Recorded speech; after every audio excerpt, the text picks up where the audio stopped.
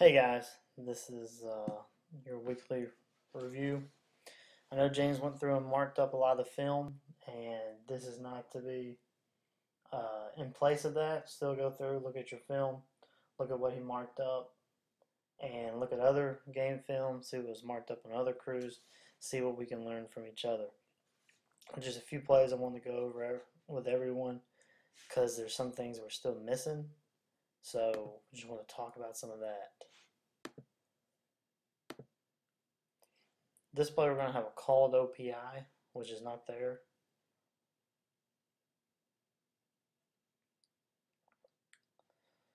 So we're going to throw it. What we want to do on an OPI, what we're looking for is if you're going to do a push in the back or a push off, we need a definite in your face separation made. Here, there's no separation made at all. This is really your best view of it. We slow it down. Puts his hand on the back, but it makes no bearing on the play whatsoever. There's no separation. There's really no push. Then comes up, makes a good play. So, with any pass interference, there needs to be an obvious attempt to impede. You really want to look at it the same way as defensive pass interference. Is the receiver, is he trying to keep the defender from getting to the ball, or is he trying to keep the ball from getting to the defender? You're trying to catch the ball. Again, yes, he puts his hands on his back, but there's no push off, there's no separation created, so we would want to let that one go. Every year it seems we have this, so let's just go back over it again.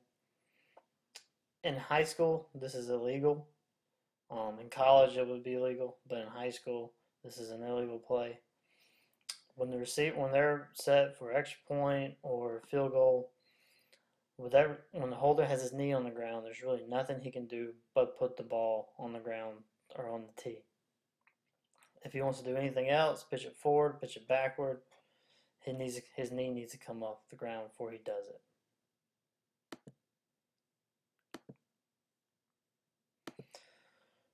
A couple weeks ago, we looked at some plays about the swinging gate, and it happened again.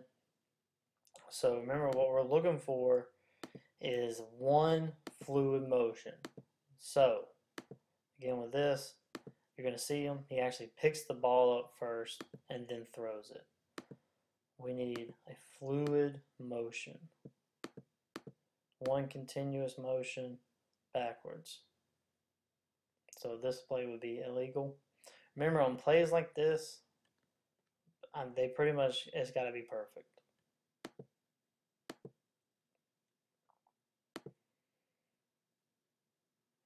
All right, we want to look at the targeting here.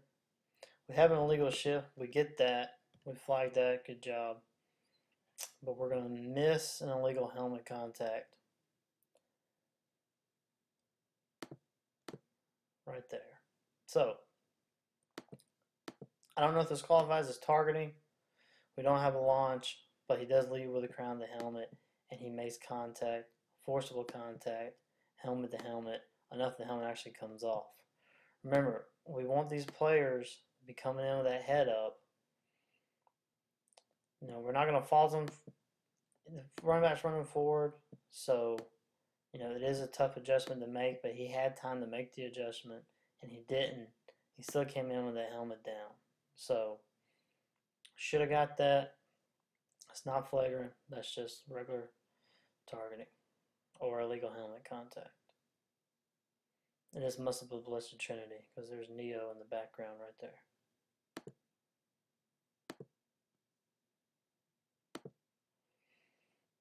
What we want to look at here is a mechanical issue.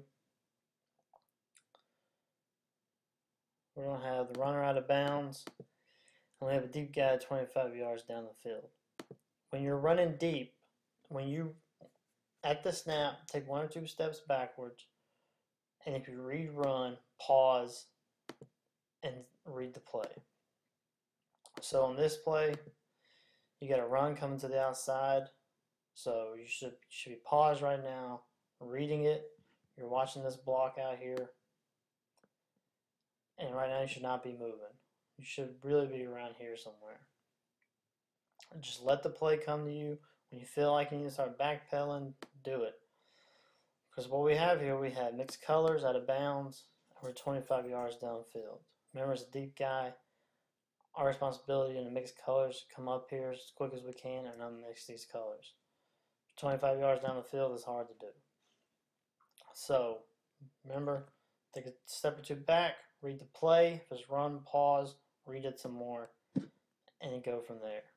If he breaks free, obviously backpedal, return and run. Otherwise, just read the play still.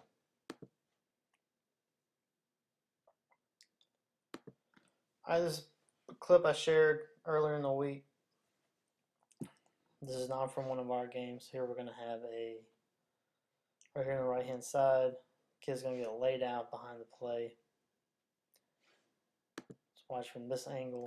You can see it a little bit better. It happens about 24.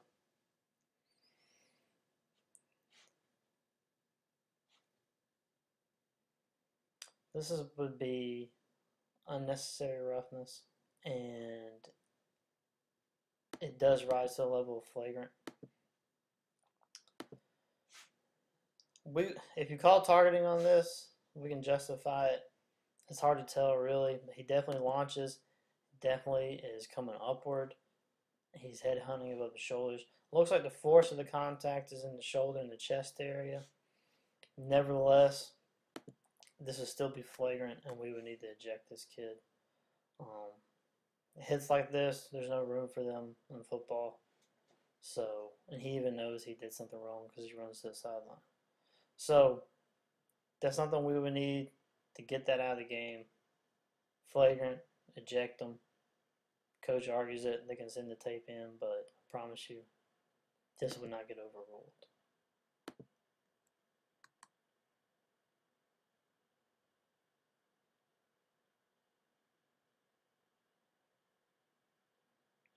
Here we're going to have close play on a quarterback. You know, and I've slowed this down several times. Well, I don't know if I share the end zone view on this or not. You slow this down several times and it's still hard to tell. The end zone view on this play is the best. Sorry. Oh, here you go. So this is your best view. And I'll be honest, even slowing it down, it's close. I'm leaning toward a fumble. But the key thing here is mechanically did a good job.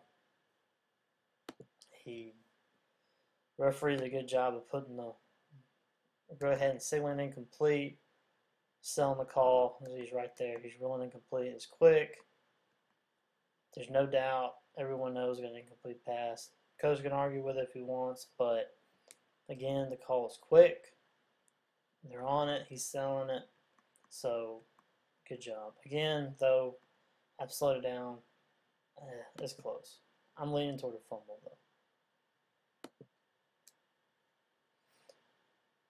What we'll look at here is good mechanics by the field judge.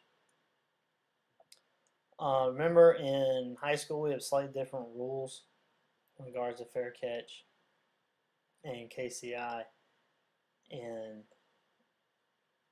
than we do in college.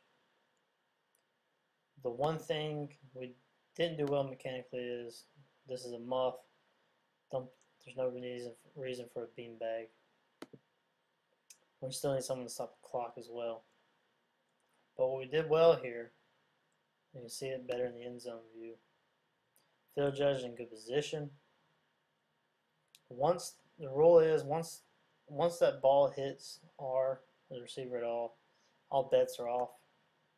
You know, in college they have to, try to continue the process of the catch. But here there's the muff, and this kid, he's fair game. So Woodland's going to come in here. Kid's going to lay a good hit. It's clean. It's to the shoulder, heads to the side. And then there's a scrum for the ball. Again, the only thing we wouldn't want to do here, there's no need for a beanbag, and someone needs to stop the clock.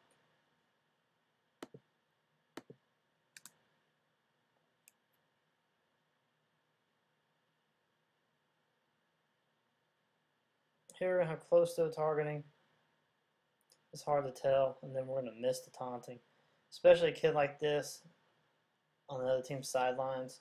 He does anything like that, we need to flag it, because this can lead to something big. So we should have a flag there. As far as the targeting goes, it's close, but I'm siding with clean. He comes in with his head down. Remember, this would be more of a talking to. Just tell the kid, hey, get the head up, get the face up. But other than that, it's to the side. Force of the contact, that is. Force of contact is the shoulder, it's in the side. So it's clean from there. Again, we still want him coming in the head up, so let's talk to him. And we would like at least an attempt at a wrap-up tackle. Alright, that's all for this week. Good luck in your games, guys. And remember to focus every play. And good luck.